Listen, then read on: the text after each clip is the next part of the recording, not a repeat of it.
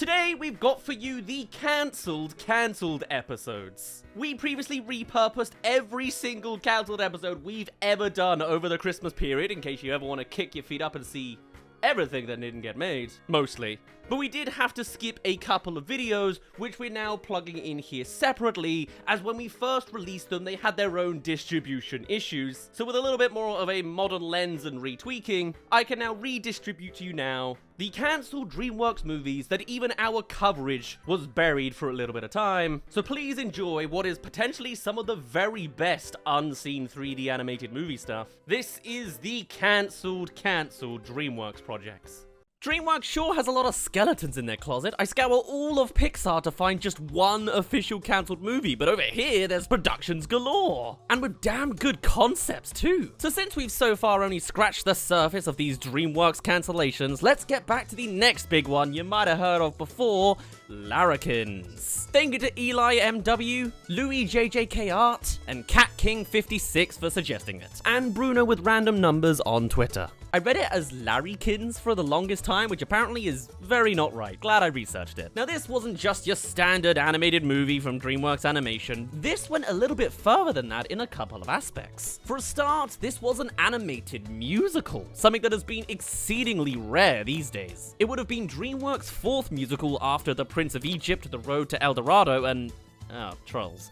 Still, considering that third one is just mainstream covers, many would see it as a return to classic DreamWorks in a way. And considering elsewhere there's only Coco and Disney movies, it's fair to say this would stand out a ton. And further to that, the other main defining trait for this movie was through the idea that this was in fact a representative film of an often forgotten region in film, Australia. Pixar's Finding Nemo just wasn't cutting it. And its cast and crew were all to reflect Aussie culture too. Now, the film was said to be written by Harry Cripps, previously known for the likes of Supernova, the TV series, and The Magic Pudding. Neither of which I know. Nor am I aware of his later stuff like Penguin Bloom, The Dry, or 222. But still, it's something to note. And producing was Christina Steinberg, known for B-Movie and Rise of the Guardians, as well as Spider-Verse later on. But while these two names are okay for first impressions, the big name associated with this project is none other than one Tim Minchin. Now, Minchin is an Australian comedian, singer, actor, director, and composer. Talk about goals. And not only is he diverse, but his experience has included him being the composer, lyricist, and co-creator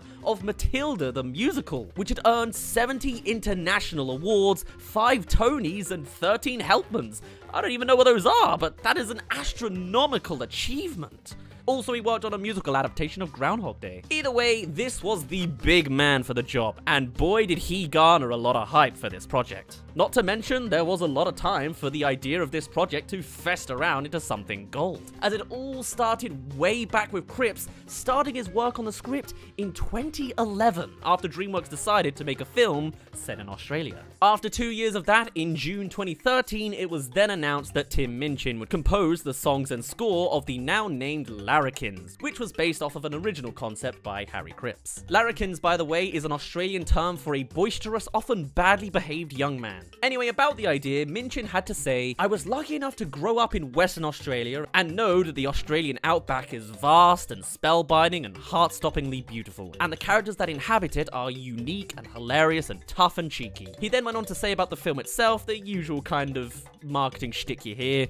"I'm hugely excited to be working with Harry and the DreamWorks team in their mission to capture some of this unique aesthetic and quirky, iconoclastic culture on the film." Jeez, what is that? Iconoclastic. A criticizing of cherished beliefs or institutions. Wow, I'm learning a lot of words today. And actually, on that note, this was said to be somewhat relevant to the film, as purportedly there were full intentions to dig into some of the politics of the Aussie world. Most notably about the theme of national identity and xenophobia through the lyrics of one of the songs of the villain of the story. Even still, it would be an interesting avenue to follow, much like Zootropolis or something something like that, and would mean a lot for good representation of Australia as a region and through its diverse demographics. But coming away from the more serious section of this idea, Minchin also finished this quote with saying, "It's gonna be bloody good fun." So what is the movie actually about? Well, here's the synopsis of the whole thing. When an uptight bilby named Perry gets kicked out of the sheltered life of his family burrow and told to get a life, he ventures out and finds himself launched on a musical adventure across the mystical Australian outback, apparently joining along with a music band. On the way, he must battle an evil army of monsters known as Sivalianilus, or Sivas for short, and win the hearts of his one true love.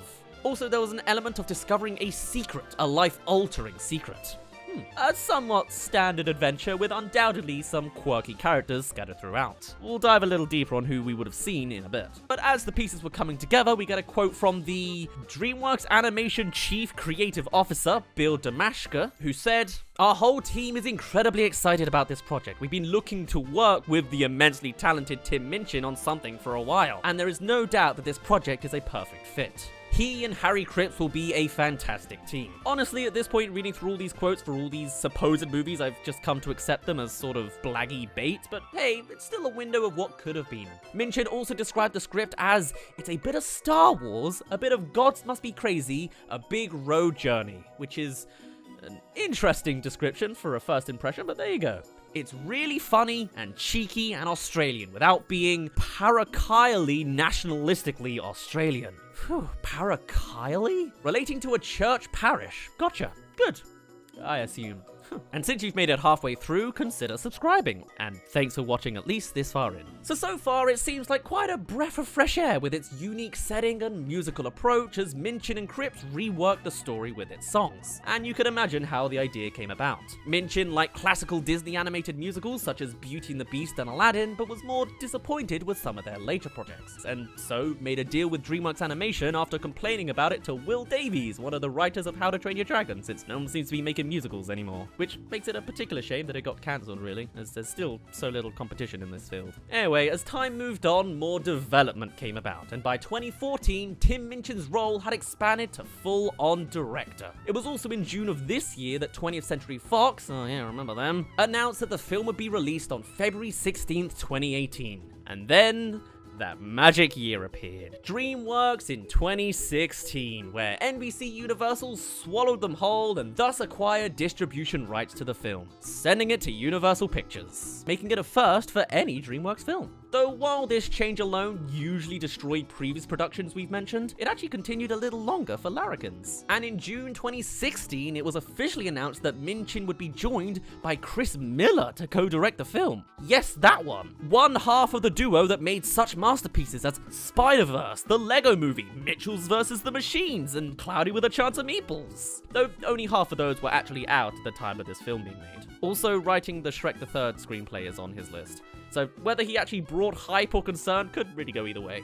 Regardless, it was also at this time that the cast and crew were announced. And it's way more than just 3 celebs. And more to it, it's a fully representative Australian collection. Hugh Jackman plays Red the Kangaroo, Margot Robbie plays a dingo, D. Bradley Baker is our main guy, Perry the Bilby, and some more examples are Naomi Watts as an albatross, Rose Byrne as a frilled lizard, Ben Mendelsohn as Howard the Crocodile, Jackie Weaver and Damon Herriman as the rabbits, Doris and Jake, and Ewan Leslie as Hotspurs the Eagle, and Toby A as Andrew the Toad. Now, that's a lot of characters we haven't really established in this plot, and to be fair, we maybe never properly will, but there are some that we can explain with all the more story descriptions. Such as, it is told that Perry hears of a secret location of a royal egg and is told not to tell anyone but the pelicans. On the way to said pelicans, he also befriends a kangaroo named Red and a cane toad named Andrew.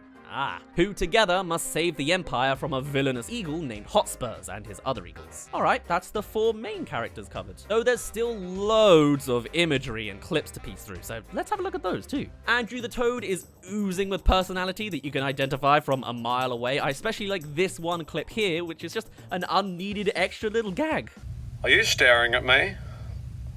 But boy do I enjoy someone made the choice to actually do that. While Howard the Crocodile seems a lot more intimidating, his partner, less so. The rabbits aren't as cute as their usual stereotype, and there's even more animals not assigned to people. Other bilbies, a snake, other types of birds, a scorpion. really, it looks like a proper love letter to the biodiversity of the Australian landscape. But forget the concept art, let's take a look at some clips. But I'm not allowed to tell anyone. Alright, so the egg is a secret mission where the pelicans are also specifically a secret too, noted. Meeting Andrew for the first time, he wants to monologue about his issues, and Red the kangaroo just wants to leave. He kinda reminds me of Manny from Ice Age with his attitude to everything going on. The dingo is after Andrew the frog at one point. The frilled lizard pressures Perry to go somewhere dangerous but will not follow him, also frills up to express himself. Here's the eagles cornering the albatross, referring to them as Your Majesty. all part of that royal egg plot. Howard the crocodile is seen mid-performance, giving me the same vibes as Tamatoa from Moana, and it's pretty on the nose with some xenophobic politics. What's this? Illegal aliens? Spot on in. That'd be quite un-Australian. Jake the rabbit is a weakling on the side of the baddies somewhat, being pressured like weaklings usually are. This is apparently also a routine thing. And the other rabbit is evil too. He's gonna wipe out the pelicans! This is actually a pretty big plot point. Hotspurs wipes out the pelicans, or so we're told. Some late game drama, I guess. Hotspurs confronts Perry over the egg. Where's the egg? And I presume towards the end, Perry is caged as the princess and Hotspurs conflict. Not really revealing anything, but you can see bits and pieces. So really, after all of that, there's a lot of different characters to see, and clearly a lot of potential from every angle. But of course, there's a reason we're talking about it today, as in March of 2017, Minchin announced on his personal blog that Larrikins had been officially cancelled. To which he wrote, "I've been recently working in 3 different continents, missing my kids a lot, sleeping too little, and not playing piano enough. And then a couple of days ago, the animated film to which I've dedicated the last 4 years of my life was shut down by the new studio execs. The only way I know how to deal with my impotent fury and sadness is to subject members of the public to the spectacle of me getting drunk and playing ballads." And while that's a pretty emotive response from the guy at the center of all this, here's another from Peter DeSev who said, "Very sad to hear DreamWorks killed Larrikins, their Aussie project. I was the first designer on that and had high hopes. Silly me." Fun though. According to sources, it just wasn't working out creatively. It had been pushed around the schedule, and producer Greg Taylor transitioned from his head of development job at DreamWorks to work on the film. The project then made the move from 20th Century Fox to Universal Pictures after the studio was acquired for NBC Universal, and just the constant change of workplace and schedule is probably another notable reason for why it was shelved, along with The Croods 2 at the time, though more recently that project was revived. And so the film was shelved permanently, and no DreamWorks films were released at all for the year of 2018, skipping a year for the first time since 1999. Had it come out, it would have also been Universal Pictures' second animated theatrical film release, coming out on a February date, after 2006's Curious George. But unlike most other cancelled projects, the story doesn't end there, as months later, animators then uploaded all sorts of character and animation reels, including all sorts of footage, concept art, and storyboards from Larrikins, the likes of which you've been seeing throughout. And in an interview in April 2020, Tim Minchin revealed that after its cancellation, studios like Netflix and Animal Logic wanted to buy the rights to the movie, but to no avail. For he claimed that Universal made it non-viable for purchase. Likely because of one little thing keeping Larrikins alive, because as it turns out, DreamWorks did, however, release a short called Bilby. Again, likely the source of all of the footage today, featuring characters and assets from Larrikins. Yes, the film was brought back as a short, as part of the studio's newly announced shorts program. Released at Annecy in June 2018, and as a home video release with How to Train Your Dragon 3 in February of 2019, it was also put up on YouTube in December 2018, but was privated by November 2020. Great. Still, it's the closest thing to a revival we get.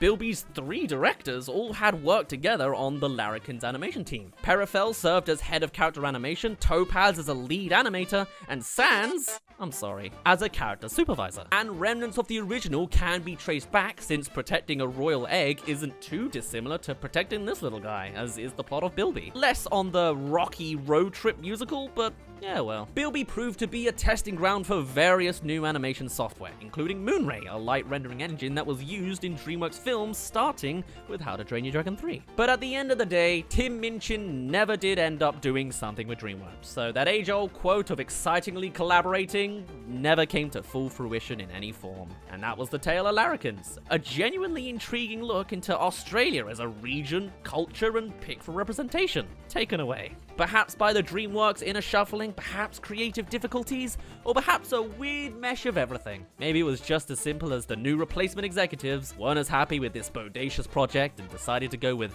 Boss Baby instead. Well, there you go.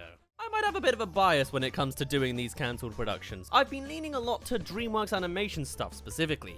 You can probably guess why. But from the release of that video, there was always a trio of films that plastered my suggestions list that we are finally able to complete today. There's Me and My Shadow, there's Larrikins, and now we're finishing up with the cancelled Bureau of Otherworldly Operations, Boo. I think I can sense the reasonings for this cancellation already with a complicated title like that. Even still, with this third one under our belt, we're gonna have a little break from DreamWorks stuff in this series. So thank you to Drifted CN, Ev, and the others that discussed it for suggesting it on our Discord. But for now, if you've got suggestions for something cancelled and non-DreamWorks, I'd love to hear it. While Shadows was an inventive hybrid of animation styles and Larrikins was a full-on Australian musical, the Bureau of Otherworldly Operations wasn't quite so dynamic, but was still a pretty big project considering the animation techniques that would be needed for it, as well as the celebrity cast that was placed alongside it. Though it didn't always live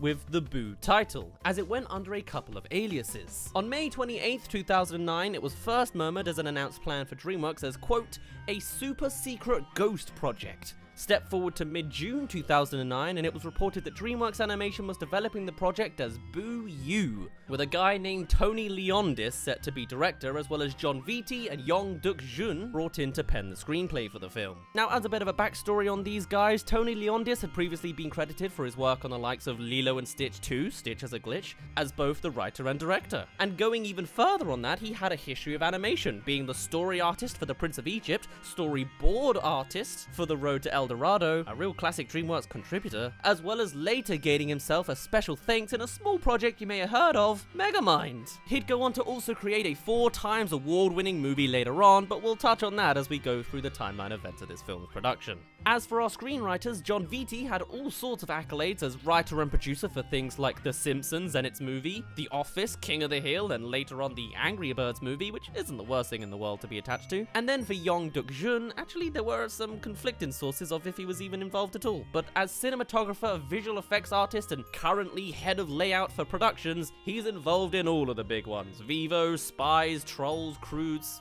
He's just your standard higher up, it seems. But okay, what is Boo about? Well, in its current state as Boo-U, it was set to be a story that follows a ghost who is bad at his job and must return to ghost school. That's it.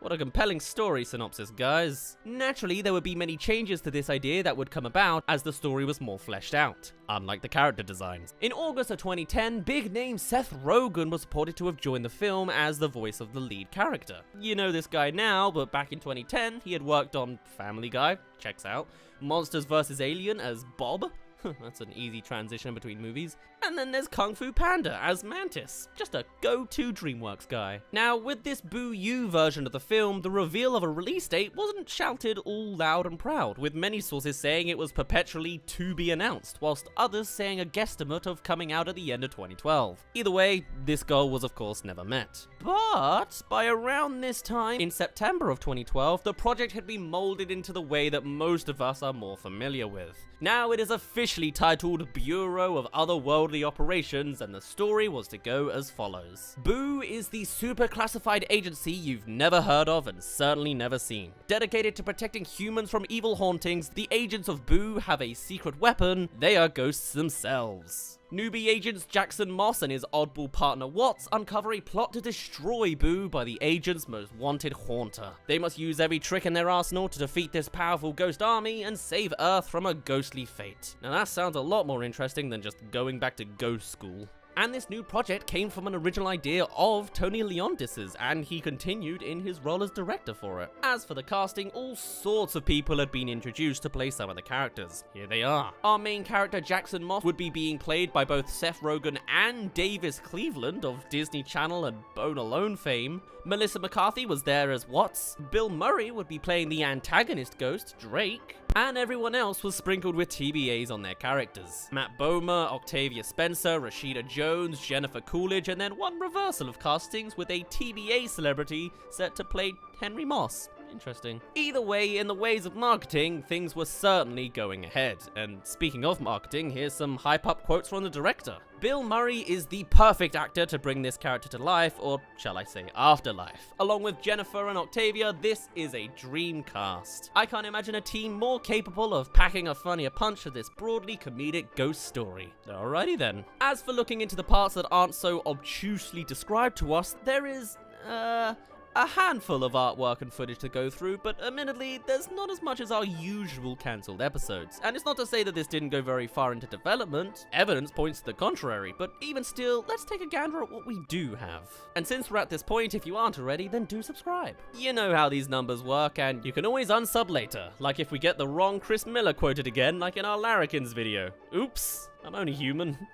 So this is our protagonist Jackson Moss, looking like some spin-off rendition of Jimmy Neutron. Oh, he's not the protagonist? Well, he sure is the center of a lot of this merchandise. Wait, also, how is there all of this merchandise? I'm getting ahead of myself. This kid is actually Henry Moss, the child of Jackson, down here. Now, something notable to note with Henry is he's not dead, or shall I say he is flesh and blood. In pretty much all the artwork there is of him, there is a stark lack of an outline that surrounds most of the other characters, which lines up with the idea that these B.O.O operatives have a specific goal to protect humanity, and Henry is the centerpiece of this current mission, and quite intrinsically linked to our real main guy down here. So, okay, we've cleared that up nice and early. Boy, did it throw me through a loop when I was researching this. But if this is our main guy, why is he a ghost? Well, actually, from one of like 3 finalized animations for this film, we have precisely that answer, as well as an explanation for how both Seth Rogen and David Cleveland are casted for the same role. This scene here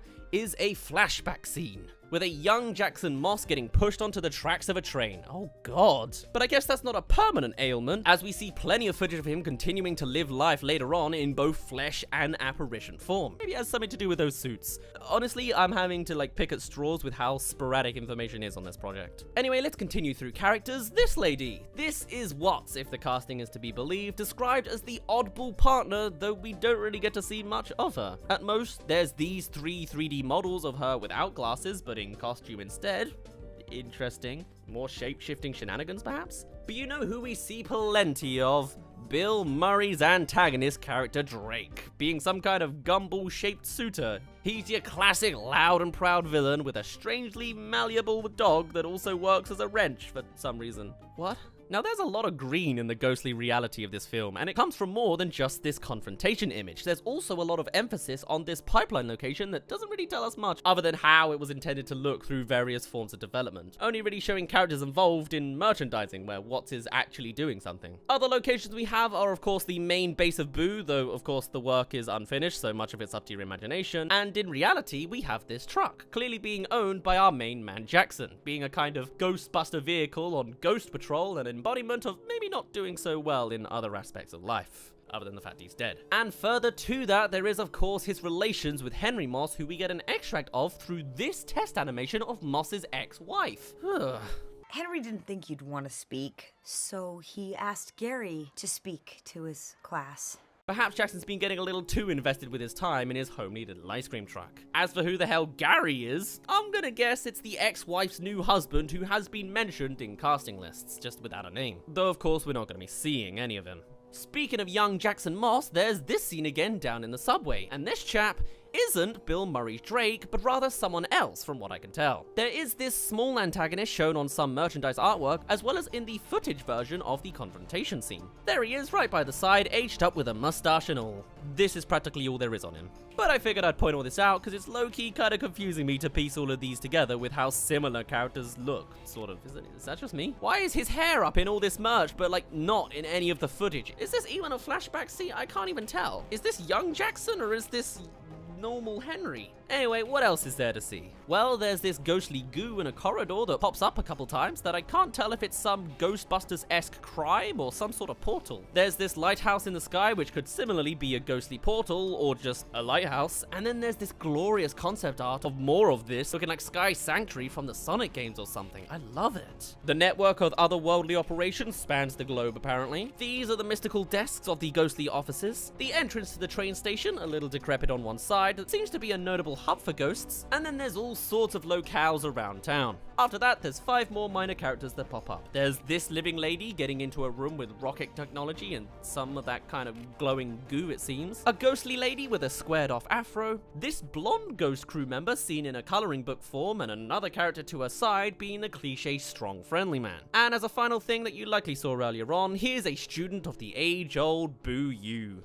There is of course one final thing I was able to extract from the chunks that there were, and that is that this big ghostly crowd is in fact not on our side, almost seeming to be in a trance state controlled by Drake. Either literally hypnotized or just misguided as a dumb crowd. Who knows, but they're described as an army in the synopsis. But that's all there is from the direct visuals we can see for ourselves. So with more a foundation of the world design established rather than much on direct storylines, this rendition of the Ghostly project by DreamWorks was set for November 6th, 2015 initially, however this was delayed backwards, earlier to September 25th, 2015, and moved a handful of times after, rescheduling in 2013 to June 5th, 2015 with the intention of avoiding a clash with Pixar's powerhouse, Inside Out. By this point, credit was put to Tom Wheeler officially being the writer of this version of the tale, previously working on projects such as Puss in Boots and later the Lego Ninjago movie, and Dora and the Lost City of Gold, which is quite the interesting resume. There was also around this time a new synopsis circling around, going as follows. It was about 2 bumbling apparitions who find themselves in an extraordinary afterlife adventure when they join the Bureau of Otherworldly Operations, the Ghost World's elite counter-haunting unit, and ultimately must face off against the planet's greatest haunter. Alrighty then. Still a tad confused considering the team is always kind of showed as a trio, but yeah, I can probably digest that properly. One source actually went as far to describe the production as a family-friendly version of the 2013 box office dud R.I.P.D., which of itself is a ghost version of Men in Black, which I guess is pretty accurate for this. Anyway, as a couple other crew members, we then have Marianne Garger and Courtney Pledger as producer and executive producer for this respectively, with work prior being flushed away, Astro Boy Ninjago, and movies I do not recognize. Even still, that was the state of DreamWorks Boo. But there were some whispers about the film's suffering some heavy production problems. Interestingly, there was no release date delay or director change like there would usually be when a project starts to go south. Instead, it took a new creative path entirely with the same director and then just vanished, as if it were never even there. The film was planted back onto the in-development stage and never returned again. All that remains is the copious amount of merch bleeding out of the walls. I mean, bath towels, bag, another bag, and another, drawing books, book, gauntlet, torch? I mean, this is exhausting. But especially weird as it implies that this was so far into its processes before being eviscerated. In fact, there's more evidence to that, as the director Tim Leondis said himself that it was in post-production when it was cancelled, noting that Boo had actually been completed under his watch when mentioning it during a press release for his next movie, though this likely means he fulfilled all of his duties on that particular motion picture. So what was the cause of the cancellation? Well, it could have been a handful of things. We are at a certain phase of DreamWorks' timeline, and after a hot string of box office bombs like Rise of the Guardians, Turbo, and Peabody and Sherman. Yeah, I know, it was a real crime. The company wasn't feeling too confident.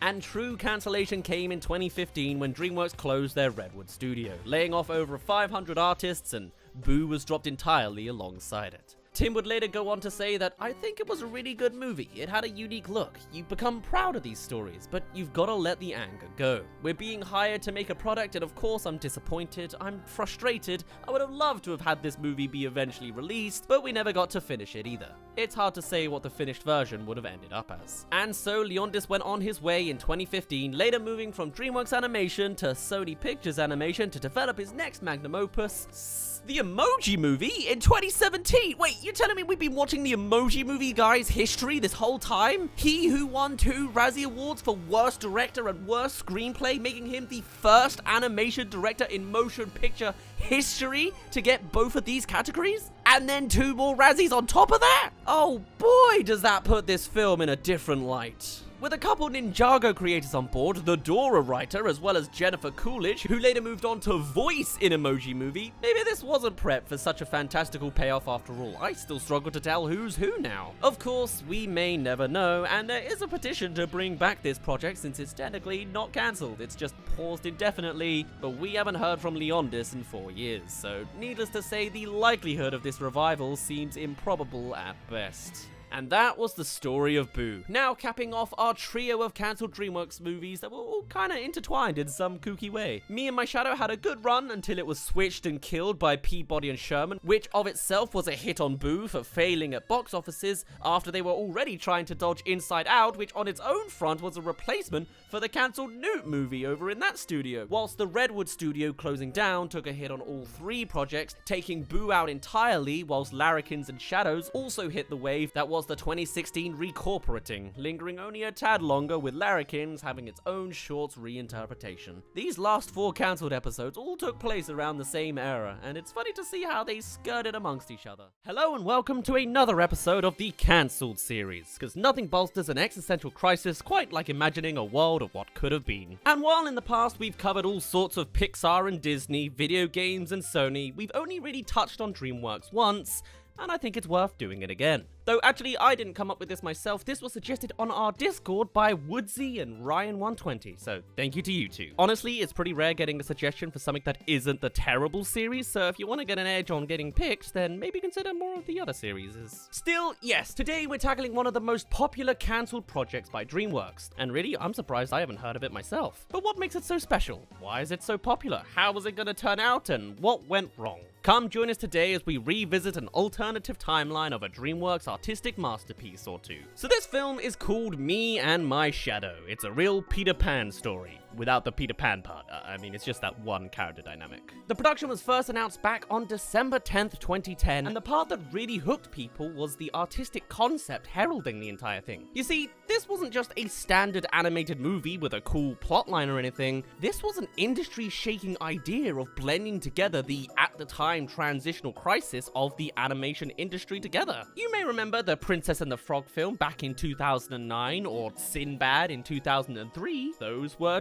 2D, the last of Disney's and DreamWorks' animated movies before, well, you've seen the state of animation now. And though we clearly now know where things went, whether people like it or not, the fact remains that this film was intended to still hold on to the 2D ideals in a more collaborative way, as it would have fully blended CGI animation alongside hand-drawn animation. By the simple to think of, yet complex to execute idea of a man's shadow interacting with his 3D self. Honestly, I can understand the hype behind such a concept. That's a great pitch. And would turn some heads, if not just from the fact that DreamWorks hasn't done a 2D film since the likes of Sinbad, way back in 2003. So with us starting on the cusp of the decade, the release window for the film was set for March 2013, and things were going fairly standardly. People started getting signed on to roles such as Bill Hader before he got all involved in Inside Out or Bob's Burger or all the other things he's been in, cast as the Shadow. There was also Kate Hudson as the romantic interest before she was on Glee, and then there was Josh Gad as the protagonist. Believe it or not, he did exist before his Olaf role. Whoa. And as for director, the slot was given to Mark Dindal, who not only also developed the film's concept and story, but previously worked on Chicken Little and The Emperor's New Groove, and later, according to IMDb, he does the occasional story artist work now, I guess. So with the soon-to-be big names on board, where was the script going? Well, it was slated to go a little something like this. Stanley Grubb is an ordinary human who works an everyday job and is overall a bit of a dull dude. Very timid, shy, and not really bold on tackling adventures or breaking the rules. And his shadow wants to help him by breaking the rules of the once secret Shadow World. When a crime in the Shadow World puts both of their lives in danger, Shadow Stan is forced to take control of Stanley. They go on a massive adventure to investigate the crime and stop a shadow villain from leading a rebellion that would lead to shadows taking over their human counterparts in the human world. And by the end of the film, presumably, Stanley would have grown some confidence as well. Also, he had a love interest named Heidi. This goes on a bit of a tangent, but I'm still on board. Imagining Owl City performing underneath is a tad strange, but that's a confirmed thing too. Having a whole realm of the shadows isn't exactly how I would have anticipated such a premise, but it would have allowed for a lot of creative imagery. As is having a 2D character move across a 3D plane, which is interesting enough, but from some of the footage that remains of the film, there were plans to get far more inventive with the spacing of these two-dimensional characters, as well as how they interact with light. The more you try to break down the possibilities of what a shot can do in this world, the more investing this project sounds. No wonder all sorts of people were hyped. And even the staff were. The most vocal of the bunch there come in the form of Matt Williams, a veteran animator who prior to this worked on The Princess and the Frog, Coraline, the SpongeBob movie, Looney Tunes Back in Action, and later Claws and Space Jam 2. He's gone on to say about the project that it featured definitely the most talented animators I have ever worked with in my career. It was great. A small crew where we were all given a certain level of freedom. I was going to be the lead on the villain of the film, but sadly it was cancelled before I could start my first shot. That villain, by the way, was rumoured to be Tom Hiddleston, just scratching the surface of his time as Loki, but I don't think that was ever confirmed.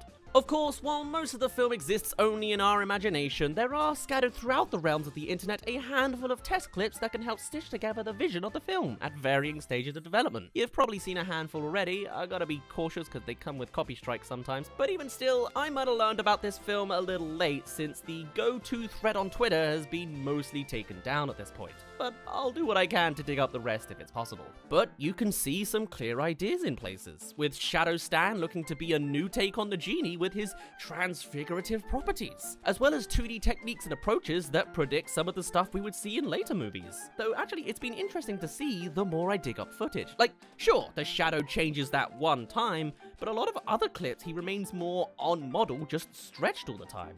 Or look at this clip where he's in the Shadow Realm and gets split in half because of Stanley in the real world, where he's not even seen. That's cool. I guess happening when no shadows are cast at all, as some clips show Stanley can hide his shadow by turning off lights. Also, there's all sorts of imagery relating to the town and a motif of light bulbs, which is obviously the perfect location and idea for this kind of film's premise. And part of the technologies that were planned for this ambitious project was to project this 2D animation onto a distorted 3D space to distort along the new walls and angles like they do in real life, which is great. I particularly like seeing the struggle between Stanley and his shadow with the lamp projecting the lighting in different directions, or how the logic of this world is that the shadow can manipulate their real world counterpart, as we see in multiple renderings across this art and footage.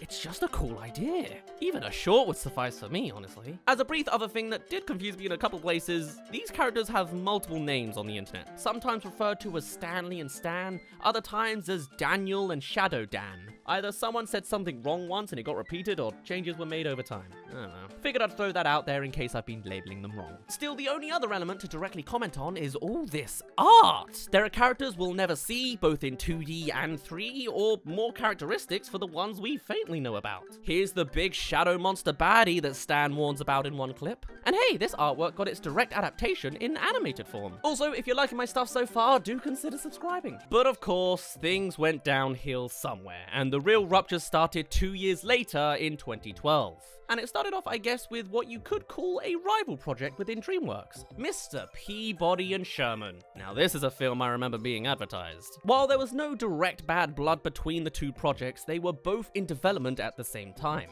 Around this time, line recordings had started, as there's several staff photographs and confirmation that Josh Gad had recorded his first lines of dialogue on February 16, 2012. And when it was time to pitch both projects to DreamWorks executives, they were much more in favor of the Peabody project as a potentially successful film. In fact, in 2012, DreamWorks co-founder Jeffrey Katzenberg was shown a special screening of Me and My Shadow and stated that it just was not the $200 million movie he had wanted. So with the head honcho's opinion solidified, the release for Peabody and Shadows was swapped so that Peabody's was to come out first now. Me and My Shadow was now delayed to March 2014, the first delay of many. And further to that injury, Din Dahl as director was replaced by Alessandro Carloni, whose work prior included just The Shark and the Piano short as a director, but Sinbad, Shark Tale, Over the Hedge, and Kung Fu Panda, and How to Train Your Dragon as an animator, story artist, and supervisor.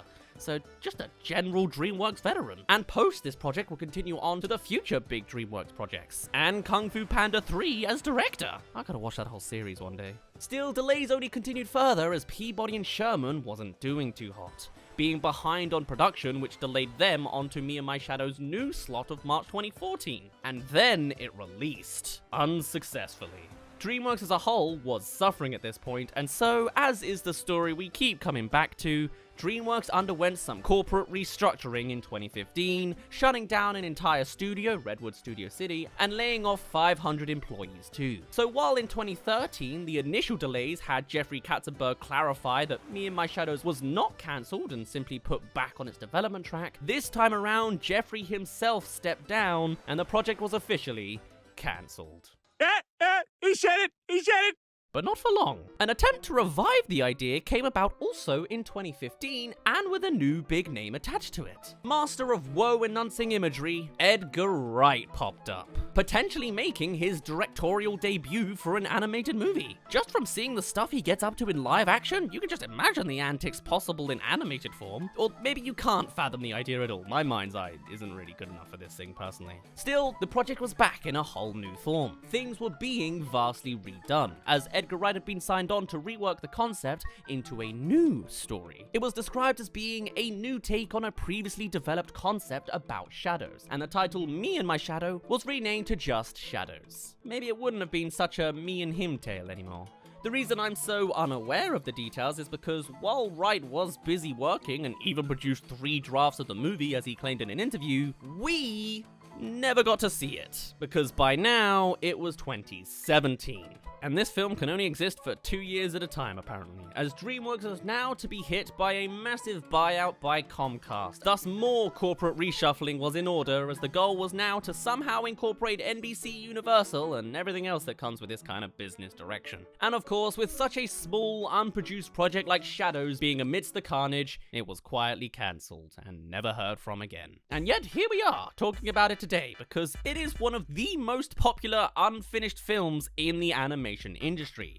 And as we said earlier, it garnered a cult following, despite not even technically existing. I mean, every animation studio has some sort of cancelled project under their rug. The big ones of course being Pixar's Newt, Sony's Popeye, and Studio Ghibli's Porco Rosso sequel, which I'm sure we'll cover those other two at least some point in the series. And also DreamWorks alone has plenty of unproduced projects, but this one stands out for some reason. Maybe it's because of the demand for old school 2D animation to return by some die-hard animation fans. Maybe it's because of the intriguing concept of blending 2D and 3D animation together like this. Or maybe it's because of some of the potentially groundbreaking techniques being introduced with some of the ideas being pushed for it. Whatever the case, DreamWorks has long since changed since the inception of this project. Undergoing 2 corporate shuffles changes a company, and will likely never see a world where this film sees the light of day, as is usually the story of these cancelled projects. Of course, if Sony can revive their animated Popeye, then there's always a chance DreamWorks could do the same with their most popular unfinished IP, but I guess we'll just have to see. After all, a wholly original film from the guys isn't the most common thing in the world these days, as is the state of the industry as a whole.